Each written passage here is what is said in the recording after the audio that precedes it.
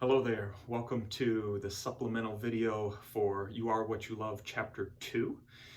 If you haven't read the chapter yet, please go do that first. It's good to read the chapter first before coming to this supplemental video, and hopefully the supplemental video is helpful to you in some way. If not, hopefully the chapter itself was powerful enough for you. The chapter is focusing on our loves, and he's saying you might not love what you think you love. And he wants us to learn to read, quote unquote, secular liturgies, which he's putting that in quotes because he's saying they have a certain sacredness to them. They're pushing a certain picture of what the ultimate good is. And so let's not call them secular. They're sacred too. They're just sacred in a way that we might not think of as sacred. So yes, right at the beginning, he starts dissecting some cultural artifacts, namely the movie Stalker and the movie American Beauty. So if you're not familiar with those movies, maybe you started losing interest right at the beginning. I hope you made it through it and made it all the way through the rest of the chapter. He's got some really important points to make through the rest of the chapter, and ultimately lands on analyzing a cultural artifact that all of us are familiar with, the mall. But it starts with these analyzation of these two movies, and so even though you might have got lost in it, don't miss the core point. First of all, two points, I guess. First of all, Smith is a keen observer of culture. Keen observer of culture. He knows that he's a consumer of culture, a participant in culture, but he's also really good at sort of stepping back and looking at this thing in which he's consuming, this thing in which he's participating, and making some gospel-centered critiques and insights about those cultural artifacts. So that's really important. And he's going to be asking us to learn to do the same thing. And so he's going to demonstrate it and then ask his readers to do the same thing. All the while, he's going to be focusing in this particular chapter on the fact that we are these people who are driven by our loves, not just driven by our thinking, which is part of what chapter 1 was about. We're driven by our loves, and something really important about those loves, really kind of two things about those loves. First of all, they exist on an unconscious level. They're almost become autopilot for the way that we function in the world. And you can think about it the way that character functions, that sometimes you encounter a situation and you just do what's already ingrained in your character. So hopefully you've got good character ingrained because you're just going to act out of it in an almost unconscious way. And so he cites this psychologist, Timothy Wilson, who explores our adaptive unconscious, saying that really we do 95% of what we do in a given day is done on an unconscious level. Not only our driving, which we now do on an unconscious level. If you're an adult and you're a competent driver, you don't have to think about many of those reflex kind of things, but also the way in which we act out of our character. And so these things exist on the unconscious level. But then he makes an important second point about that. Not only are they exist on an unconscious level, so it's almost our autopilot way of being that we live into those things, but also that they themselves have been ingrained in an unconscious way. That sometimes they're ingrained by intentional practices, but sometimes really unintentional practices. And so he makes this point that they're not only unconscious, but they are also learned unconsciously. They're learned unconsciously. And then he tries to unpack that and help us see all the ways in which we learn some of these things in a really unconscious way. And so it's really important to pick up on this part of the chapter. What if it's true, to ask yourself, what if it's true that some of the things that are at the deepest part of my being are actually learned in an unconscious manner?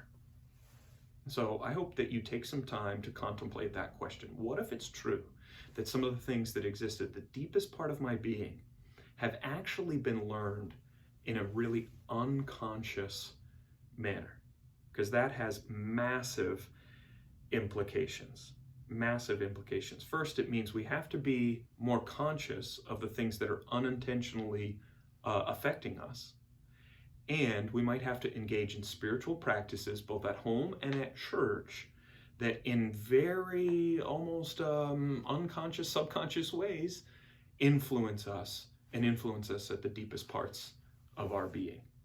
That's what spiritual practices have been about for a long, long time. Engaging in habits, intentional practices that are going to affect us on the deepest possible level so that we live out of, character traits that God would want in an almost unconscious way, but that they influence us as a way of kind of counteracting some of the other influences that might unintentionally be helping us learn something in an unconscious way. So he makes the statement that there are all sorts of cultural practices that aren't just things we do, but things that do something to us. There are all sorts of cultural practices that aren't just things we do, but they do something to us. So I think of, we'll get into it. But this has massive implications because it has implications for our character, that things are constantly doing things to us. And we have to be intentional about understanding what practices are actually shaping our character. Otherwise, we'll unconsciously let our character be shaped by other practices. So either way, they'll be shaped, either by the intentional things we do or by these unintentional things that we do. And so as you consider the implications of this statement, if we consider the implications that, what if it's true that some of the deepest parts of our being have been learned unconsciously, then we have to next consider this kind of question, that you could be worshiping other gods without even knowing it. And so that's the second thing to sort of consider as a possibility. What if it's true that I'm worshiping other gods without actually even knowing it? What if that's true? And then you have to ask this sort of follow-up question, if you don't know it, if you don't know that you're worshiping these other gods, how would you even come to know it? How would you even come to know it? And that's what he's trying to do with us in this chapter, is to have us sort of read the liturgies of the things that are all around us, those patterns that we're engaged in that might be influencing us more than we know. And so he's asking us to reevaluate supposedly neutral and or benign cultural institutions and rituals. I think it's easy for us to evaluate the ones that we already assume aren't neutral or benign. We assume that they're actually could affect us in negative ways, and we avoid them. I think the greater question is to take a good look at the supposedly neutral and or benign cultural institutions and rituals. So let's get into that a little bit. He wants to highlight the mall. That's the bulk of the chapter is on analyzing the way in which the mall has its own liturgy. And what he means by that is that the mall is not explicitly declaring all sorts of things that are sort of counter to the gospel narrative. It's just going about and doing it and creating its own sort of sacred space. And he analyzes that in a pretty profound way. And you might not be a person that frequents the malls or anything like that, and yet I think you could still relate to it, that the mall has this look and feel. So this is a picture of the mall that he includes in the book. And it is interesting how very similar that is to a chapel that I saw recently, a chapel called the Cooper Memorial Chapel that exists in rural Arkansas in the middle of the woods, and it is so beautiful, and it is amazing how much it looks similar to what the mall is trying to achieve. This chapel over here is beautiful, and it's in the middle of the woods, and it's glass, and you can see through the forest, and this is a picture of a wedding that's taking place at that chapel. But how interesting that it's got some of the same architectural themes as the mall, that the mall itself is inculcating you into its own narrative of what the grandest story is about. And it's pulling on some things that are actually, natural desires that we have, natural desires for meaning and a sense of completeness and wholeness and some sort of solution to our feeling of brokenness. And the mall is calling upon those things, and it's giving answers to questions that we're asking. It just might not be giving answers that are actually satisfactory, right? That's the power of Smith's cultural analysis, that he's always looking at something, and for instance, like a movie, and he's looking at it and not just consuming it and participating in it, but he's asking, what is the question that the director, writer, and producer are trying to answer here? And he's going to do the same thing with like songs, and he does the same thing with them all. What's the question that the people behind this are asking and then trying to answer? And then he's sort of flipping on his head and saying, how would we as Christians answer that question? And not only that, but how would we as Christians maybe ask a completely different question in the first place? So let's step aside from the mall a little bit, and he's going to encourage you to take a liturgical audit of your life. I think another institution worth thinking about is something like Disney.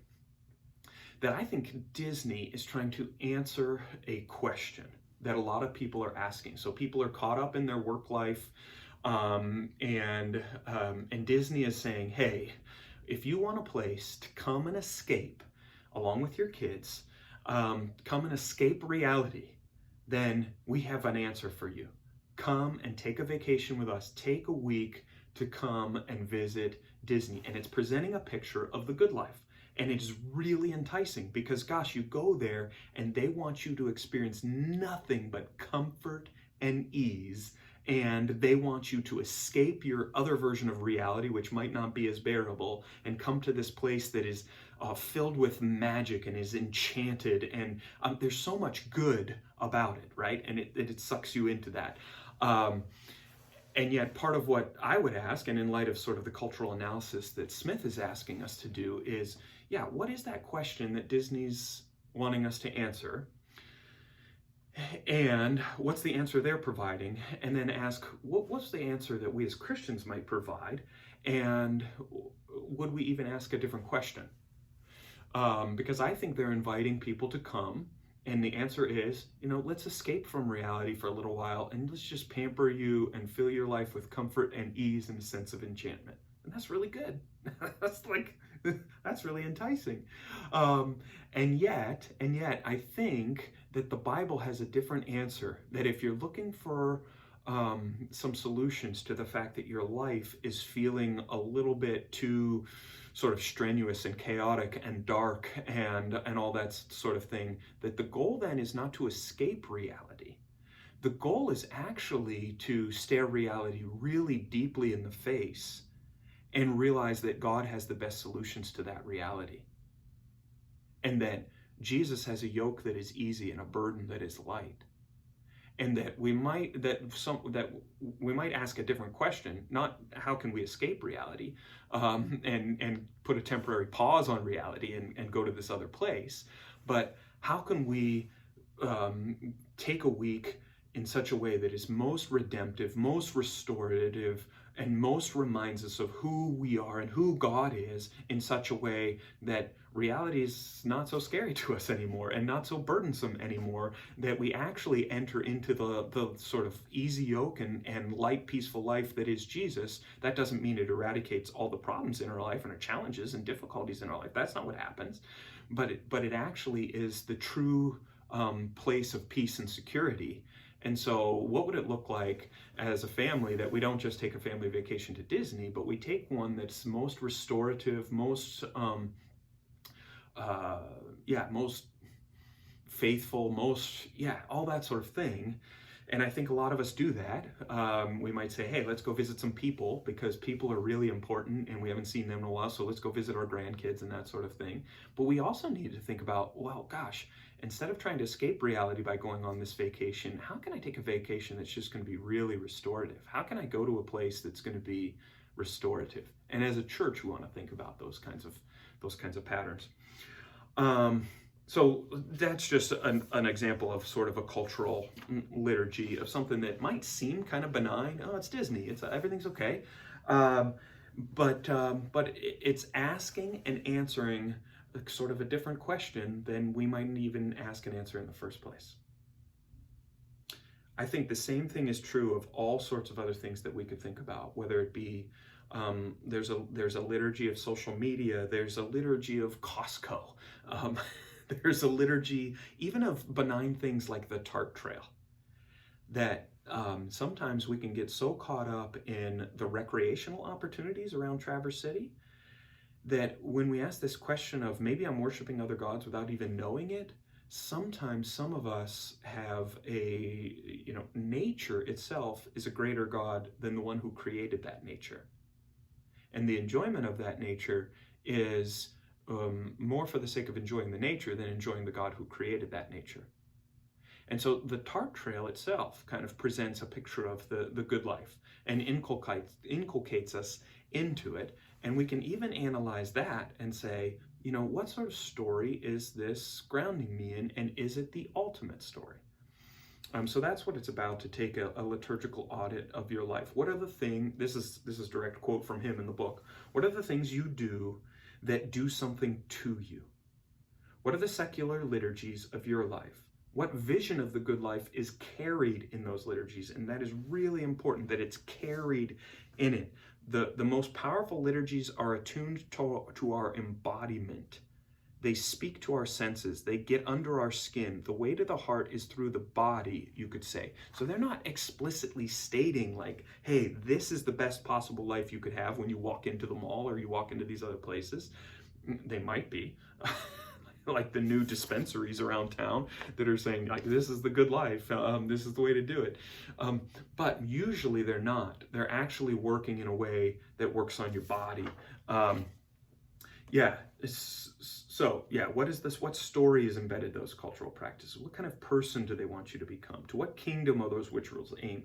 What does this cultural institution want you to love? And so, the presentation he made about the mall may or may not have been compelling to you. What I would encourage you to do is that when you get together with your group, think about what are some other things that are supposedly neutral or benign that you yourself could look at and say, maybe this is actually influencing me in an unconscious way and influencing the unconscious parts of my being in a way that might not be helpful, might not be what God actually wants for my life. And just a reminder that the way in which some of those liturgies work, the most powerful ones are attuned to your body, that you actually go into some of these other places and they're not trying to sink into your head, they're trying to get a hold of your heart.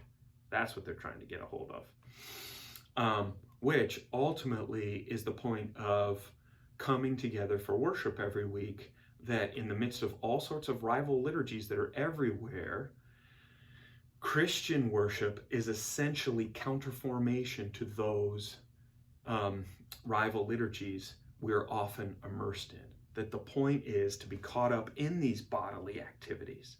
That's the reason that I feel like communion is so powerful. It is a physical, bodily kind of thing that you engage in to recenter where you're at. It is, There are other elements of worship that should be physical in nature, should be participatory in nature, and it shouldn't just be downloading some sermon qualities into your head, but it should be involving your body in such a way that then your heart is influenced. And sometimes it's not telling you that it's even doing it. It's doing it in an unconscious way, just the same way some of those secular liturgies are. That's why he's going to harp on this idea that part of what's happening in Christian worship when we engage in these repetitive, habitual things like coming to the table every single week, it might feel repetitive, but it's doing something really important. It's influencing your heart in ways that are both conscious and, more importantly, unconscious, and crafting your loves that will help guide your way in the world, even at times when you're not thinking about it and deliberating about it. So that's all I got for now. Hopefully you enjoy the chapter and enjoy a discussion of it, and it's starting to really get you stoked about some things. I just encourage you to try on the different things that we've talked about. What if it's so that there are some unconscious loves of mine that have been learned unconsciously? What if it's so there are some gods that I'm worshiping without even knowing it? What if it's so? And let's all be keen cultural observers. He's encouraging many times in the chapter for pastors to be ethnographers. And so I want to do that, and I hope that all of you become ethnographers too, sort of taking a good look at the culture in which you are deeply immersed in. Thanks.